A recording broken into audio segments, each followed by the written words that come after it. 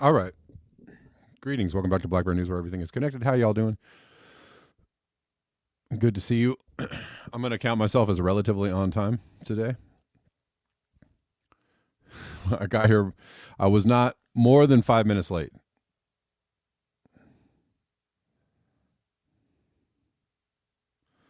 But good to see y'all. Greetings and welcome. We are live on YouTube. Rockfin, Colin. All right. Starting off the day with a Rockfin tip. I appreciate that, Steph C. She says, I am still at the beginning of yesterday's show, but many great insights as usual. Having a panel discussion would be a cool addition. I think so. We're going to shoot for Friday. I don't know. Are we going to talk about overpopulation again, or do you want to choose another subject? Or do you want to just leave it up to the feeling of the day? Maybe on Friday something, there'll be a big news story and we'll all want to talk about it. I don't know.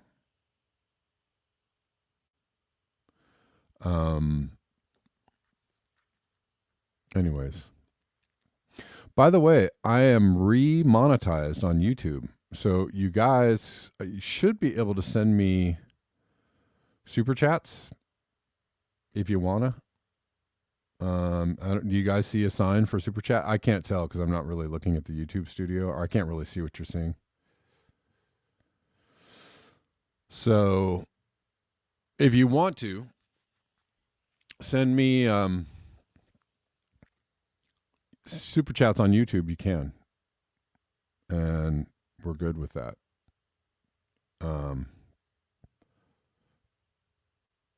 I guess we'll start. William's calling in right now and has something to say. William, how you doing? Hey, brother, just take a minute. How about we debate the multipolar world order, the World Economic Forum agenda? Whitney Webb just has done some great work there on Unlimited Hangout. People can check out. Sure. But it's really driving. Sorry, go ahead. I'm into that. Amen. So, yeah, let's, we'll get a general feel for it, but we'll throw that into the ring too. But I think that's an important subject for sure. Yeah, if not this week, where else are we going? Right. We got it. Exactly. We got nothing but time until we don't. Right. I'll let you get back to your thing. Good suggestion. I like that. Thanks, William. Welcome. Thank you. All right. Maybe that. I don't know. Who knows?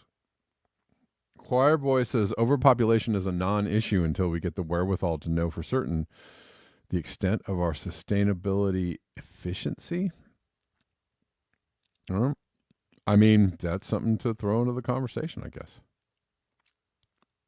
Everybody's like, what is there to say? You don't see a sign for a super chat? I don't know if it's something I have to turn on. There should be like, you guys know what it looks like a dollar sign next to the chats in YouTube. Is it not there? Maybe I have to turn it on. Anyways, I got, told that I was monetized today and that people could send me super chats, but if you guys figure it out, let me know. I can't see what you're seeing, so, and I don't want to mess with it while the stream is going. So, but maybe I'll do a little more poking around. If you guys can't see the super chats, I'll poke around and see if I can, anyways, might be cool. You guys will probably see, unfortunately, you will see some ads on my videos, maybe even, but Rockfin still is ad free. All right, so let's talk about, there were some interesting things that came up in my feed today. And I just wanted to throw some things out there to kind of talk about. Some things to check out and discuss.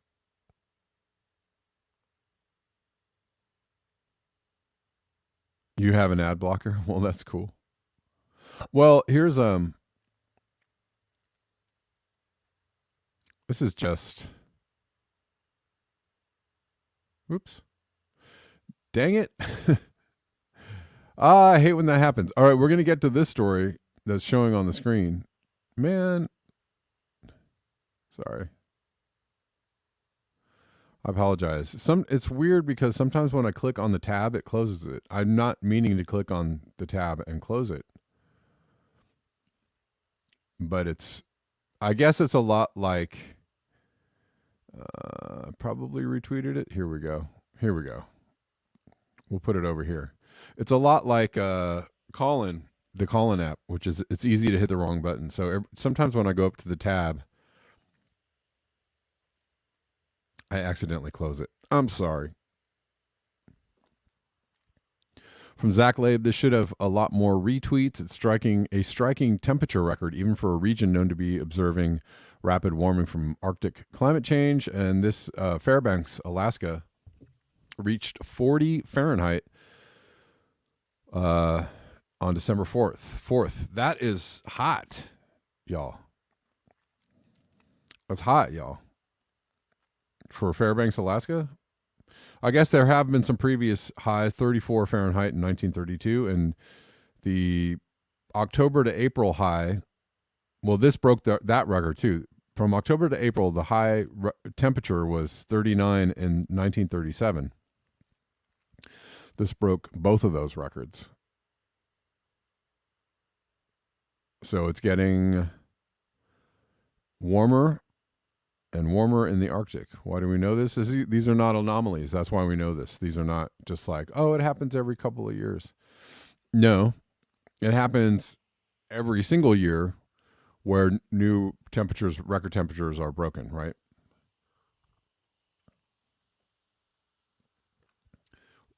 Temperature records are broken like every single year. And there's just so much data out there to prove that we're getting warmer. That in order to make the point that it happens, it's happened in the past. This is just another anomaly. You have to actually ignore a lot of things in order to make that point, which makes you not very scientific. All right. We'll keep going. Do we want to stay? Okay, here's an interesting tweet from Mark Bevis. And this actually, this kind of coalesces with the overpopulation and or what are humans doing on the planet conversation. But I like this quote. The reason why I'm saying this: human rights represent a self-promoting construct we just made up for our exclusive benefit. Right? We did do that. I know this is a weird thing to say, and nobody is going to like that I'm going to say this. But nobody has human rights. There's no such thing as human rights. We give that to each other, right? We bestow human rights on each other, which is a nice thing to do. It's like I like human rights. I'm not saying I'm not for human rights. I love human rights. I like humans to be kinder to each other and not trample on our human rights. But actually, this is going to dovetail nicely, I think, into the conversation around. We're also going to bring up this idea of identity politics and wokeness, and how that is being used as a cudgel, being used as a tool of division, and not a tool of bringing people together, right? Because equity and fairness and loving your brother and equal rights for all, and like those, I believe in those things too. All of those things are great, but they're actually being used as a weapon, as a divisive weapon, right? They're actually going over the line. And I think we're at a point where human rights are over the line on some levels. And it's, or maybe they're not used in the right way. Right? Human rights, we want, people to be treated fairly. We don't want people to have more power than other people or power over people. We don't want people to be slaves. We don't want people held in bondage or, forced into poverty or lack, right? By unfair treatment by the people that have everything. We have human rights for a reason. But human rights also mean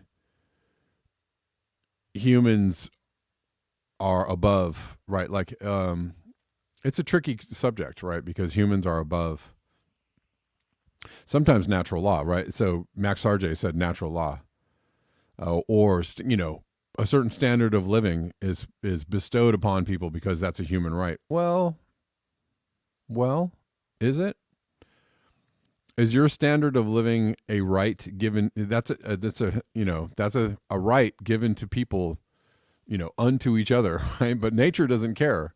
That's, I guess, the basis of what I'm saying is nature. There are no human rights because nature doesn't care about your human rights. Like, nature provides you the things with which you can sustain yourself, and the rest is up to you, dog.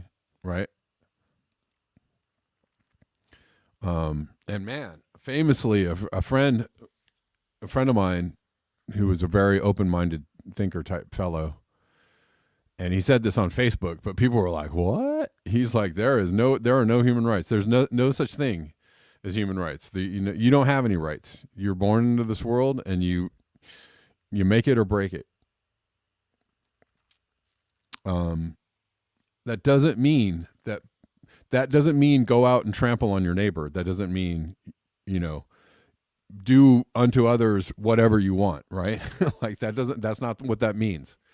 That means, according to nature, according to the laws of life, rights are, I mean, if you really want to get into the woods, what are, morals are a construct too, right? Are all the all the things we have about, like, how we treat each other, like don't murder, don't engage in cannibalism, don't do these are all things that we humans have said, okay, don't do that. But there was a time when, and there still is a time, right? We still live in any moment, at any moment, people go, so much for those rules of living. I guess we're doing it, right? There are moments when people have resorted to cannibalism because they've been in very scary situations. And so those are moments when morals or codes or human rights, or that they go right out the window. They're like, "We hungry, dog." All right, I'll take this call from Heidi. How you doing, Heidi? Hi. Yeah, I was just inspired to call in because, my take on it is that it's not necessarily about human rights versus nature or natural law. We're the ones restricting each other. We're the ones taxing each other. Yeah. The ones whether you can build something here. We're the ones saying you have to pay for land. We're the ones saying that, oh, you can't plant your garden there because that's my property. Or, basically, if you want to buy that property and plant stuff there, you got to pay that government those taxes. So, and that's like the whole way money got put into existence too, isn't it? Right? Like, Sure. That was the changeover from feudal society, was you gave them a portion of your crop to now you have to pay them in dollars, right? Mm-hmm. Or gold. Sure. Yeah, definitely. Yeah. I mean, I mean, that's the thing, is like, I'm all for, again, I'm all for human rights. I like human rights, and I like humans to treat each other. I would like humans to treat each other better, but as far as like, do humans, there are some things that, kind of rub up against like nature, natural law, and like we're also rubbing up against those things when we talk about maybe AI or man and machine melding, people becoming immortal, or living for years and years because of why years longer because of technology, or all those things. Like we're kind of rubbing up against the edge of like these natural laws, right? That kind of constrain humans, right? And what they can do with our technological prowess. But who is going to win, right? Who's going to win out? Is nature going to win out, or are we going to win? Are we going to conquer nature, or is nature going to conquer us? And what is it? Human rights. Or technology, you mean? Yeah, exactly. Like human rights gets mixed up in there because I don't know that we have, like, do we have a right to do anything we want because we're humans, right? Is that a human right? I don't know what your freedom, stance on transhumanism is. Right? Oh, I mean, I'm not necessarily a fan of transhumanism. I'm not into it. I don't know if that's a road we want to go down. I don't know if that's a road, sounds kind of scary. Right, but yeah, totally. What I was going to say, though, in response was that's part of the reason why there's so many people against the idea of it, is because it's putting a layer of abstraction between people. Like, basically, if we have AI making the decisions and it's heartless and soulless and it has no humanity, it's just making the decisions based on logic and reason only. That's making it so somebody doesn't have to feel bad about making that decision. It's abstracting. Yeah. So it's basically going to be. That's a really good point. I like it. That's a cool point, because if you take and I've heard people say that the only way we're going to fix climate change is if AI did it, or if, like a supercomputer did it, because, AI or a supercomputer would look at things without the bias, the human bias that we have towards each other and ourselves. And, the supercomputer might say, well, what you got to do is get rid of about 5 or 6 billion people, like pretty quickly. Like, that would be the first step, right? And the AI would make that decision, without any, right? The AI might not see that as wrong. The AI might just say, well, yeah, exactly. According to the laws of physics and math, that's how we're going to do it. It's not concerned about its eternal soul. Yes. Yeah. Right. So that's an interesting point. I like that point. And I was also thinking about the difference between, science and, I mean, quite a few people call into the show that are religious or have religious beliefs and convictions, right? And it's like, science and math and science exists outside of belief, right? Science is something that's not a belief necessarily. You don't want, science is physics and math. People. Yeah, it's physics and math. And if you engage in science right, science is supposed to exist. It is supposed to be the truth on its own, and it has nothing to do with your belief system or God or anything like that, right? It's seeking the truth. It is not the truth. It's seeking the truth. But it's like verifiable. Like that's science is verifying. Like the whole process of science is trying to disprove things. You see what I'm saying? That's why I'm saying it's about seeking truth. It's not the truth. Sure. It's kind of the same thing as philosophy. You're seeking truth. Right.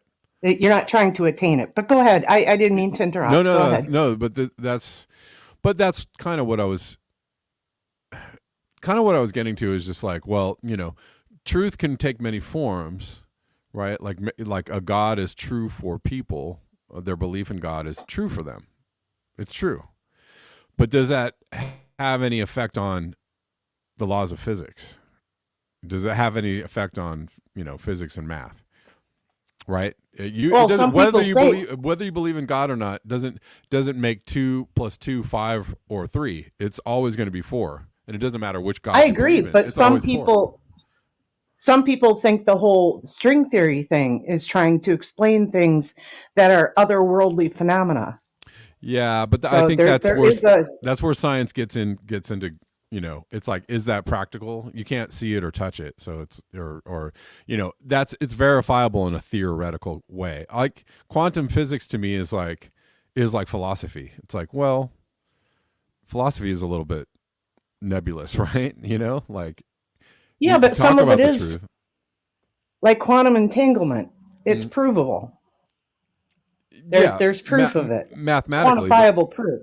right on a yeah, but on a level that you can't that people can't really. It doesn't have any effect on you or me or our daily lives, right? Or does it? Oh yeah, okay. If that's where you're going with this, then yeah, of course. I Yeah, totally I mean it's agree. theoretical. It's something that exists like in this bubble of thought, right? So it's like there are parts of science that just go off into like, well, we're just it's just theory, math theory. That's fine. But like I'm talking about basic like things that you can touch and feel and everybody can verify this truth for themselves because they can all see it. You know, we all see the sky is blue. We all know 2 + 2 is 4. Like these are verifiable things that are scientifically sound, right? And we, Okay. right? Because we all agree. Yes. Yes, the sky is blue. We all agree. You know, some people might see it as different, but they're very few people because something's wrong with their eyes or they have, whatever. But like we see the sky as blue and that's just what it is, So these are things that are concrete, like provable things.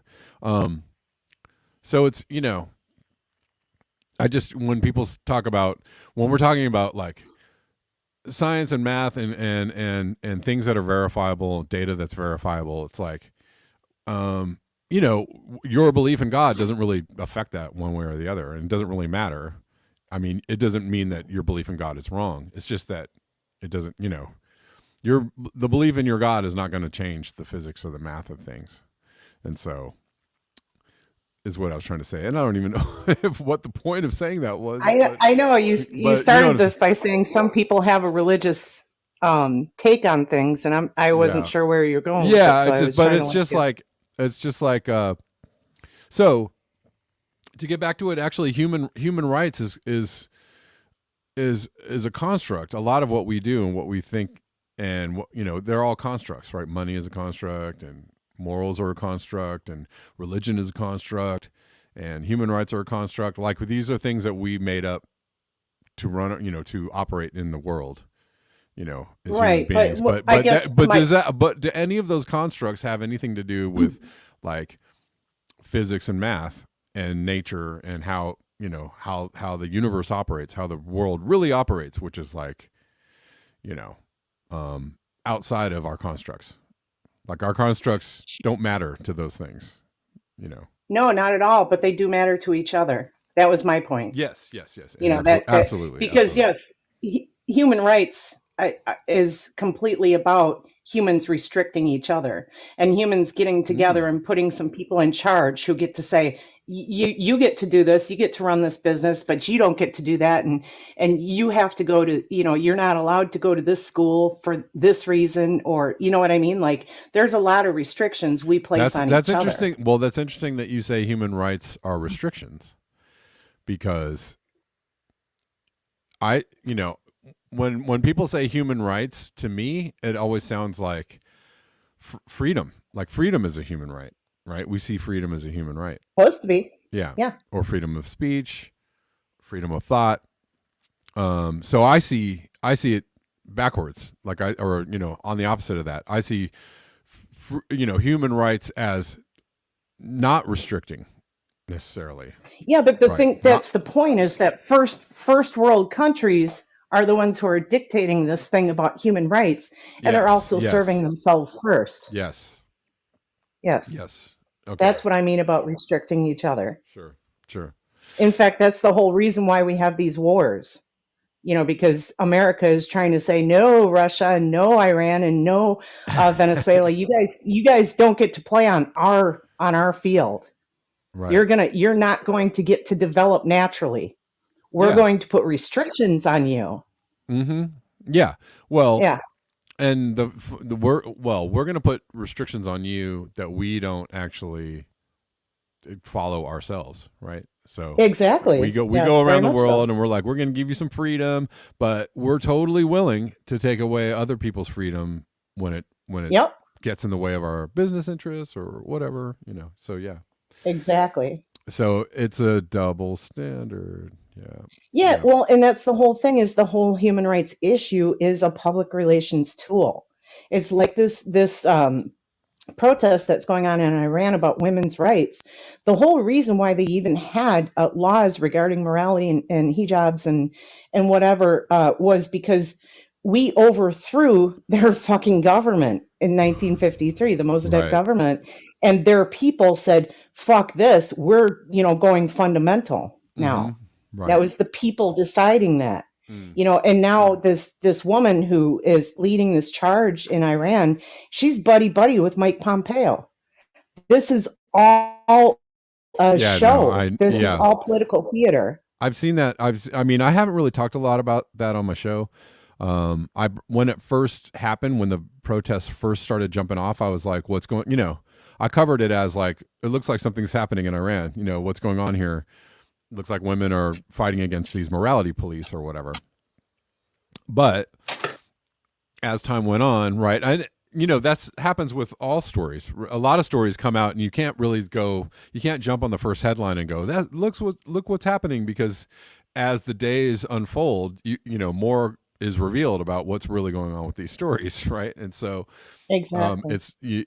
So my initial coverage of it was like, hey, it looks like something's going on here, but I really don't know to what extent this is, truly what they say the story is. And so it looks like what's going on there is maybe an undermining of the regime as it is, but it doesn't look like it's going. It doesn't look like it's going where they want it to go. So which is what I've been very happy about lately with everything. Same thing with Ukraine. They keep trying to get everybody on board for what the establishment wants. And there's so many people that are saying, that doesn't make any sense, and fuck this. And same thing with COVID. People are noticing that they're manipulating us and they're resisting. And I love it.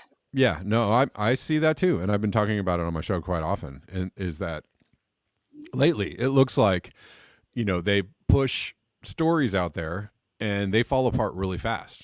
The Paul Pelosi story and all kinds of things, right? They push these stories out, and before people can go, oh my God, like it's already, the knees are cut out, because people are like, nope, that's not, look at they've got they're swarming all over these stories and showing people the facts of what's really going on before the story can really, get out there. Which is why they're so desperate. Cool. They're so desperate to censor this whole thing with Twitter. Yeah.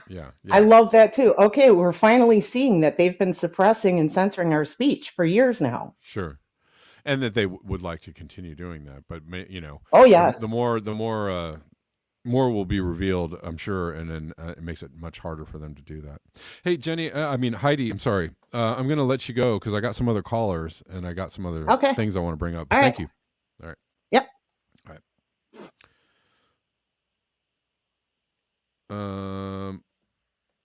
I got some callers in the queue. Please hang on for a moment. Anyways, I didn't even really get into the story. We talked about this. I was going to read this. I don't even know if I have time to read this, but it looks really interesting because they talk about Malthus and money sucks, limits to growth, space fantasy. I'm showing you guys this article. Maybe I'll come back and read this article all the way through tomorrow. But technology will not save us. Yeah, this looks interesting, but kind of long. Maybe I'll have to come into the show tomorrow and just read this from the get-go. Because I don't even know if I have time to read it right now. But let's get to this other video I wanted to play. And this is all very interesting. I kind of wanted to segue into this conversation a little bit, but guys, give me 1 second because I forgot to plug in my computer, and now it's looking like it's very low on juice. So we're gonna have a little intermission. Hey, I can set up an intermission that looks like a real intermission. Hold on.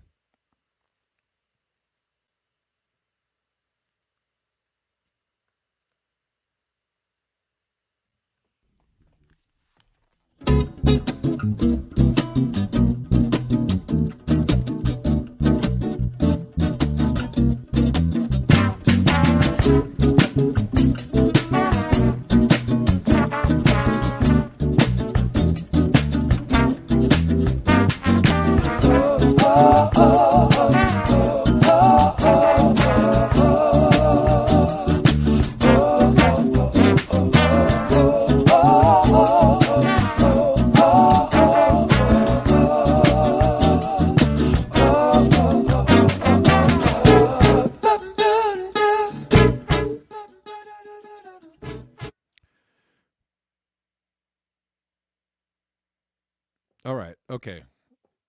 Crisis avoided or averted. So I want to play. I'll take your call in a sec, Joseph. But I want to play this clip, and this is Dave Smith, who said you had the Occupy movement and the Tea Party movement, and then all of these huge publications. All they wanted to talk about was what divides all of them: whites versus blacks, gays versus straights, trans versus cis. Let's watch this video and see what he has to say about this.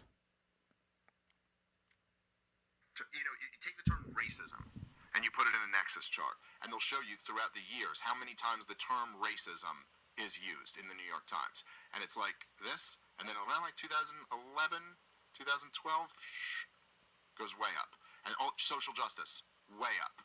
Toxic masculinity, way up. Like, and this isn't coming from like the young kids. This isn't coming from 20-year-olds. This isn't coming from the college universities. These are the biggest corporate, media platforms in the country.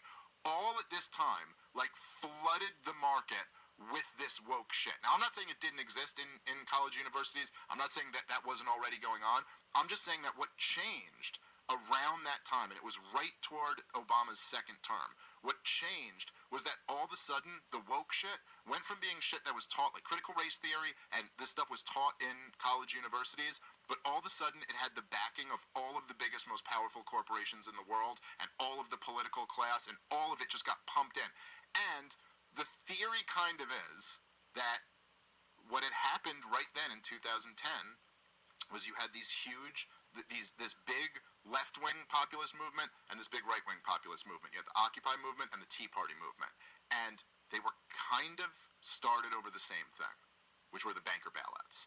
Like, the first Tea Party, like, things were started over the Ron Paul campaigns and the TARP. That was like when the first Tea Parties broke out. And then the Occupy thing was in direct response to the banker bailouts and all of this stuff. And you had these big movements. And the lefties back then were standing outside of the big banks screaming, "We are the 99%. And when they were saying 99%, they didn't even mean 99%. They meant 99.9%. They were like, we're the people who don't own banks. Right. Like the people who own banks versus the people who don't own banks. That's who we represent. That was like the leftist populist movement. And then all of these huge publications, I'm not talking about mom and pop newspapers, I'm saying the New York Times and the Washington Post, you know what I mean? All they wanted to talk about all day was what divides all of them. It was like, no, you're not the 99%. You are the whites versus the blacks, the gays versus the straights, the trans versus the cis. That's an interesting point he's bringing up. I'm going to actually, so when I first saw this, I was like, all right, that's interesting. And it's kind of, on some levels true. There are a lot of truths he's bringing out, right? It was a way to like douse political movements, with a hose, right? Just, tell them to go away, or to take the fire out from under people, was to call them, to call the Bernie bros were all white guys, and right, all of everybody who liked Trump were all white guys, or they're all, whatever, or whatever it might be, right? But I think he's wrong. I think the conversations around political correctness or woke stuff was actually very organic. It was definitely organic. Like I saw the whole thing develop on like social media and through what people were talking about. And maybe some of it was foisted upon people, or maybe some of it was pushed out there as like, maybe some of it came from the intelligentsia or the academia, on some levels, but it was pretty organic. It was pretty organic. I think the political class just realized, oh, this is the thing people care about. Let's blow it up into they took it and made it something else, right? They made it something that is jump the shark, and it's just way overblown. And now people understand, like there's a natural backlash to the wokeness agenda, right? Because I remember, I don't know, 4 or 5 years ago, everybody was super woke, right? It was cool to be woke, and everybody was woke. And now it's like everybody's like, I don't know, maybe not so woke, right? There's a definite cultural, backlash or retracing, if you will, against the hyper wokeness,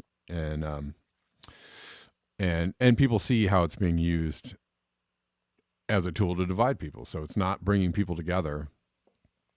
It's tearing people apart. That's my take on it. I don't know if y'all have a take on it. I'm going to take this call from Joseph.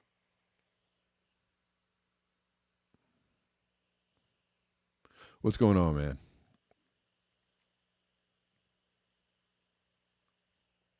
Joseph, you there?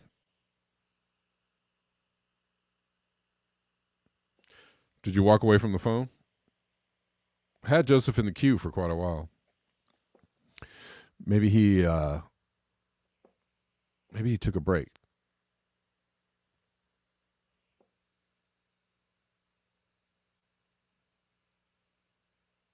No. Hello? Oh, there he is. Joseph, how you doing? Joseph, you there? Hello, how are you? I'm good. What's going on? Well, if it's all right to go back to your last caller Sure. on that topic, because that's perfect. In fact, for what you just said just now, is perfect because the whole nature civilization thing stems from a spiritual human versus nature thing before there was a real civilization.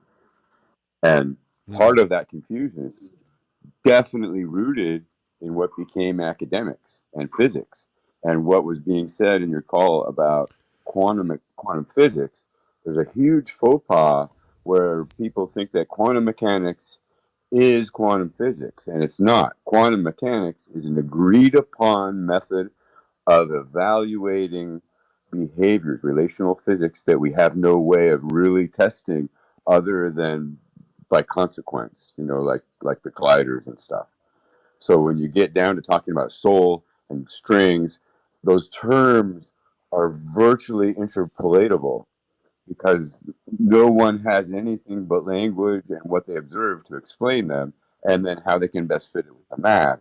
Quantum mechanics is two positions in time and space that are known in any system, but everything in between is a mystery. So they come up with terms and phrases that they explain away the mysteries with, like quantum entanglement. There's no proof of quantum entanglement. There's proof of a behavior that they explain with the mathematics that they've labeled quantum entanglement. There are a myriad so it's working of backwards from a result. Right. Yeah. Right. To explain it. And it doesn't mean it's wrong. It just means there's a bigger picture that has to include that explanation in it. Yes. And there are those. It's just those are what's not agreed upon in a large way because of the stuff we're talking about. Because if you start talking about that stuff, it gets right into What's the Soul, which Stuart Hameroff and Roger Penrose just won a Nobel Prize for. Yes. Identifying, yeah.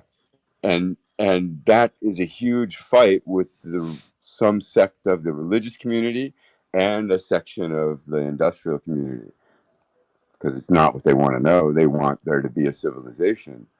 And what physics is pointing at is there's only life, and your option is to participate in the natural life, or you don't get to participate at some point. Yes, that's a really good. Well, I mean, nature. Right now we have human supremacy on the planet, but it's not going to last. Like, and even you can actually going back to. Jenny, the caller from a few days ago, said the meek shall inherit the earth.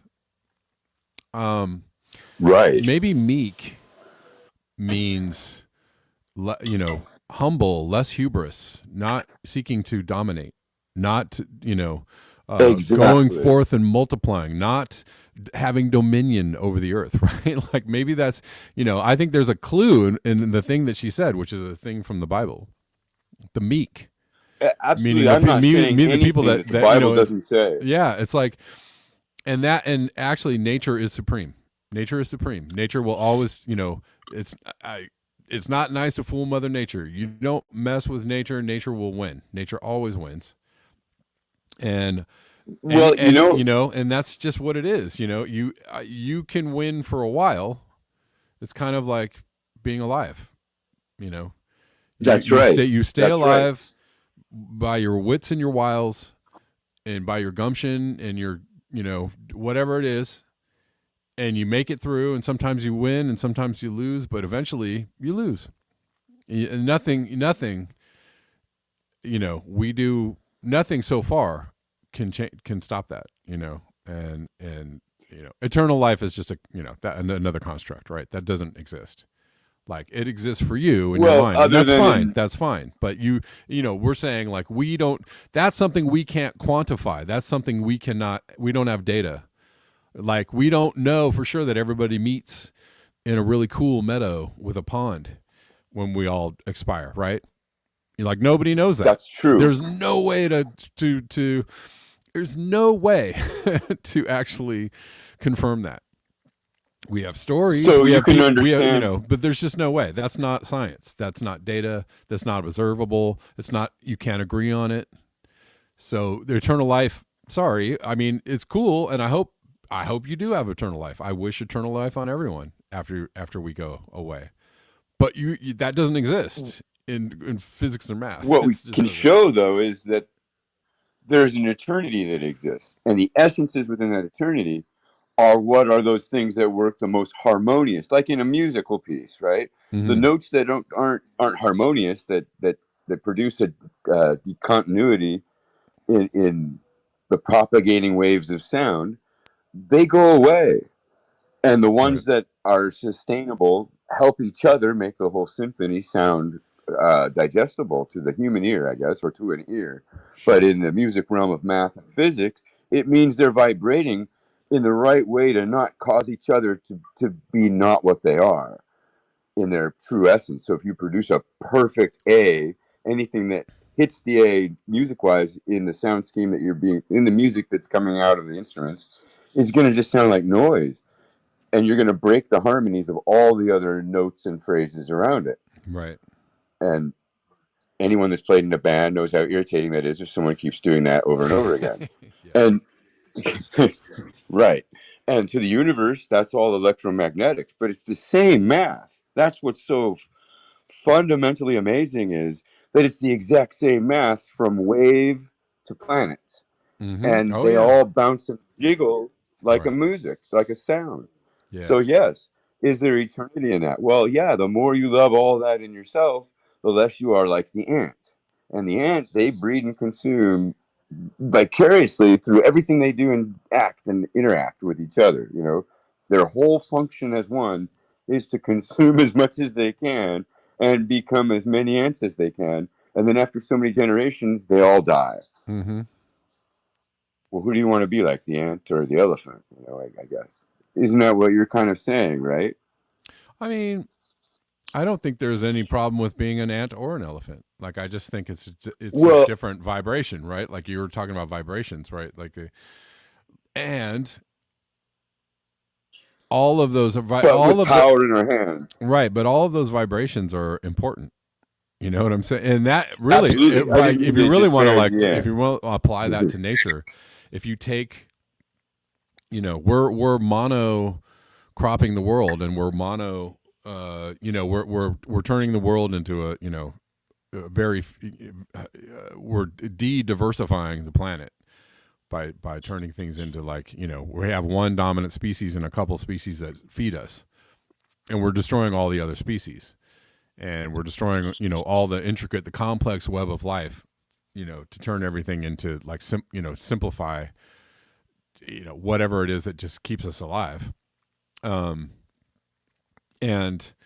we're taking away vibrations. We're taking out all the different chords, all the different colors that make up the whole picture, right? And when you do that, it's not just a matter of, like, well, it doesn't sound right or it doesn't look right. Well, it doesn't function anymore. It doesn't function right. And so you change, the fundamental way that, like, life vibrates on the planet. Absolutely. The ant feels an important. In fact, we can't exist without ants. That's Right. the simple truth. Right. Birds can't exist without Right. ants. They came before most of that stuff. But if you put industry in the hands of the ants, now rather than depending on the ant to exist, all the things above it or around it, however you want to say that, they are now being sought and consumed by the ant because the ant has industry. That's Right. what I meant. Yes. If we're going to tool up, then you have to be mindful of your tools to the point where they must benefit the ant as well. Sure. If that Yeah, makes and sense. that's, you know, again, we have the power of self-awareness, but we're only using, you know, just like we only use a certain portion of our minds, we're only using a certain portion of our self-awareness, where it's very selective. You know, we use self-awareness to Yes. to do certain things, to get things done, to feed ourselves, to, you know, build homes or whatever, make tools and make technology, and like all of that is really cool, but we're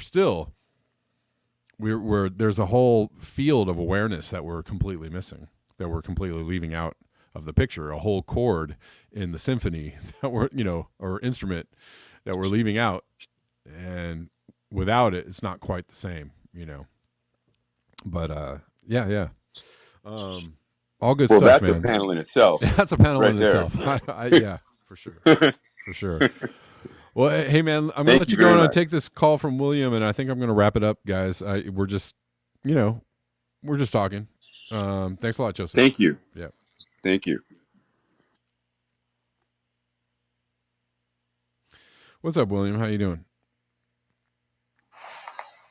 I really like it when you do your pieces and the room flows like this. You know what I mean? You never know what's going to come. Yeah, So, it's isn't cool. it? It's kind of a more it's just more ad libby, and you know, I'm not necessarily, I haven't been as concerned lately about covering all the news stories you know, that I thought were really important to cover. I think there are a lot of people covering the news stories all the time. So it's interesting Amen. to kind of get into We like need the next weird. year. It's cool to get into just weird philosophical conversations, you know, on the internet. Yeah. Why not? Yeah. Always good to hear you interact with Joseph and then Heidi and Jenny. I mean, there's a lot of very smart people out there in the call-in universe, isn't there? Yeah. You know, Yeah. bring some real insight to things. For sure. And these are, you So know. I just want to add. I'm sorry. Go ahead. No. Go ahead. What were you saying? Well, George Carlin told us, remember, Kev, we have no rights. We have only privileges. They take them away anytime they want. Remember? There you go. It's, I mean, he answered it for us. Yeah, you're right. You're absolutely right. Yeah, I mean, and look what's happening, you know, now in China, right? Like, it's not that like they had, you know, a lot of freedoms, but they were, you know, they were a country that at one point, you know, looked like they were becoming more free, right? And we're communist, but we're kind of capitalist, and we're, you know, people are allowed to like go out and get jobs and make things and have money and do, you know, right, and kind of live these middle class lives. But, you know, they have just decided like, well, yeah, no, we're gonna that's not happening anymore. At least I'm assuming all of that news is true, but you know, it looks like they're not down for people being, you know, free capitalist, you know, social climbers anymore. Not unless you have the right app on your phone and it's the right color. And so that there's no human rights in there, right? You know. Yeah, right. Well, if you get caught up in the system here, you're going to find it's not really that different. Let me tell you from what my experience. But listen, I wanted to add Garland Nixon and who's the other fellow just got booted off? Jackson Hinkle off Twitter permanently. Oh, Jackson Jimmy Hinkle Dore did just too? covered that. Really? Yeah. Huh. Yeah, I forget didn't the hear comments he was making. Jimmy Dore just covered. I got the link to the live chat, and both those guys are against the Ukraine war, basically. I think both have made comments that kind of alluded to how is it that some of those Nazi battalions can post on Twitter. Do you follow me? Yeah. And so, they make commentary regarding that and the hypocrisy and and Yeah. kind of made it personal with the new boss there, and so they gave him the boot. At least that's what I got out of the Jimmy Dore report. Who knows if they'll be reinstated? But they've been told they're permanently banned. And Wow. Garland Nixon used to be a police officer. Oh, I know. like high up. Yeah. Yeah. Well, Right? Was me. yeah, it's Yeah. interesting. It's interesting because you can still be banned on Twitter. So maybe not so free speech. Right? People, So much. well, that's an interesting thing that's happening too because people are really testing the boundaries. They're like, well, let's see. You told me Yep. it was a free speech platform. Let's check it out. So people are really like pushing the boundaries. How far can we go? And will it end up being really anything different? Or will Elon Musk really, because he seems to be going back and forth, right? He seems to be like, well, we're just going to let everybody back on. Well, except for you. Or, nah, you can't do that. It's starting to get a little funny. But, I appreciate the attempt, or I appreciate the motivation. I just don't, it doesn't look like it's being executed very well, right? Well, I think it's still going to be selective. Look what Alex Jones, he immediately denied that. And if you go to the free speech federal case laws that should overturn all these Superior Court cases, always have. Mm-hmm. Brandenburg versus Ohio. You got the Westboro Baptist Church case, New York Times versus Sullivan, even Robert Barnes comments on this. This will all be turned over. They have to be. The legal precedent has been set in federal court on free speech. So Yeah. however you feel about it is if you ever read the Westboro Baptist case, it's like, some of the stuff that was said in Brandenburg versus Ohio, it sounds repulsive, but that's the correction for that is to more speech. Do you follow me? People Exactly. to refute that bad speech. Exactly. You Right. know? And at the So- end of the day, it's just speech, right? Like, okay, you said some things. Right. We don't, that's not cool. We don't like you, but that doesn't mean, but you can say it if you want to, but that, you can't say it, maybe people might be like, well, we prefer if you don't say that here, but, you're allowed to say it. So I don't know. I don't know. It's I like free speech, and free speech is sometimes icky. Yep. Sometimes it's icky. Sometimes it's not very, very nice. Sometimes it feels kind of gross.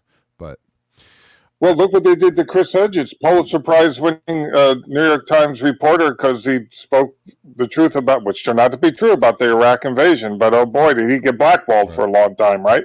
And he was off into RT land. You know what I mean? Which, by the way, you had a lot of good people at RT, if you remember, oh, sure. along with Chris Hedges. oh, for sure, definitely. And now It's a real loss. Fiorella is over there at RT from Combo Couch. Yeah. Yep. Yeah.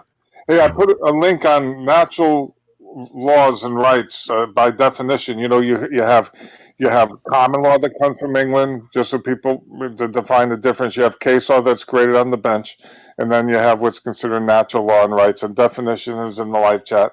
I'm Okay. being sensitive to limitation of time here, so I don't know if you want to read it. Yeah, If no, I should just. I appreciate it. I'm just, I see it. I see the links. I'll check them out. Thank you. Yeah, cool. All right, man. Oh, and then let's not forget Yuval Noah Harari, Dr. Evil, on the useless eaters. When he had here, there's a link there of a BitChute when he actually had here, what he said about the useless leaders, us. You know what I'm saying? Yes. Believe it or not, that's the word he used. Then he changed it to use workers. And now they ran a lipstick on a pig, and he wrote a children's book. And, Andrew Yang sat for an interview with him about his new children's book. I'm like, oh, my God. Are you kidding? Yeah. I don't know if you heard about Yeah, that. there's but some anyway. strange actors out there. Yeah, for real. Well, but he's a World Economic Forum spokesperson, and they're talking about when humans become cyborgs on their own site. Yeah. Yeah, I see That's that. what's on the I'm going left to check side. that article out. Hey, William, I got to let you go, man. I got to end the show now. All right, brother. Yeah, thank you. Yeah. I'll talk to you. Thank you. Okay, bye. Peace. All right, guys. Thanks so much for your eyes, your ears, and your conscience. I've got to take off. You can support the show at buymeacoffee.com/Black Bear News or at Rockfin, or I think you can super chat. Oh, Osama bought a coffee. Thanks, man. Appreciate it. Got a coffee from Osama. All right, guys. I'll check you tomorrow at the same time. Peace out.